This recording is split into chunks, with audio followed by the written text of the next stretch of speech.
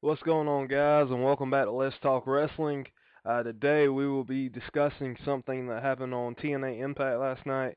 As everybody knows, back at Slammiversary, Aces and Eights attacked Sting, which ended up helping Bully retain the title. Well, last night on Impact, Sting comes out, cuts a great promo. Sting starts talking about how nobody came from the back to help him. And Aces and Eights, they're like a well-oiled machine. They're like a family. And then he starts going off on this little rant saying that he needs to go back to a place that he never thought he'll go back to before. And he needs to make his own family.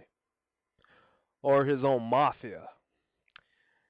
And he's talking about the main event mafia. And if you guys don't remember, the main event mafia had Sting, Booker T, Kevin Nash, Scott Steiner, and Kurt Angle. I believe that was everybody, plus like one or two female characters. Um,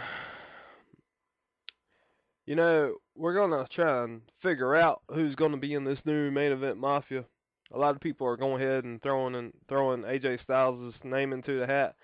No, I don't see it happening because AJ, he has the whole I'm alone, I'm by myself gimmick. But in the end, excuse me, guys. In the end, like whenever Sting's looking for a final member for that final spot, AJ could like come out and like rescue Sting from Aces and Eights or something, or TNA could do something like that. But I really hope that they stick with the whole AJ being an independent role. I like that. It's showing a more darker side to his character. But as far as members go, um, it's probably gonna be Sting, Jeff Hardy, Samoa Joe. But see, the hard thing is with TNA wanting to include the Bound for Glory series contenders. That's my question. Or it could, like, if they don't want to include the contenders, it can be Sting, Kurt Angle, Rampage Jackson. Now, with Rampage, I'm kind of concerned if they're going to put him in the main event Mafia for the lone reason that you're putting a brand new guy that's been in the company, about 2 weeks now. You're putting a brand new guy that doesn't know anything about the wrestling industry. You're putting him into your main storyline, and that could hurt it or that could help it. He could shine like a diamond, or he could just be dull as a pebble.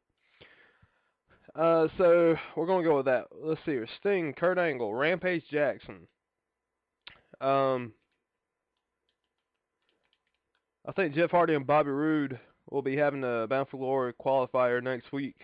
So I want Bobby Roode to win it.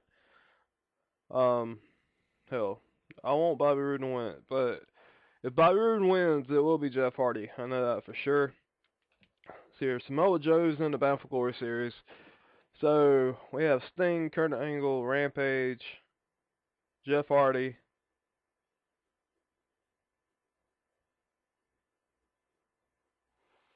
Huh. I I would like to put Crimson in there.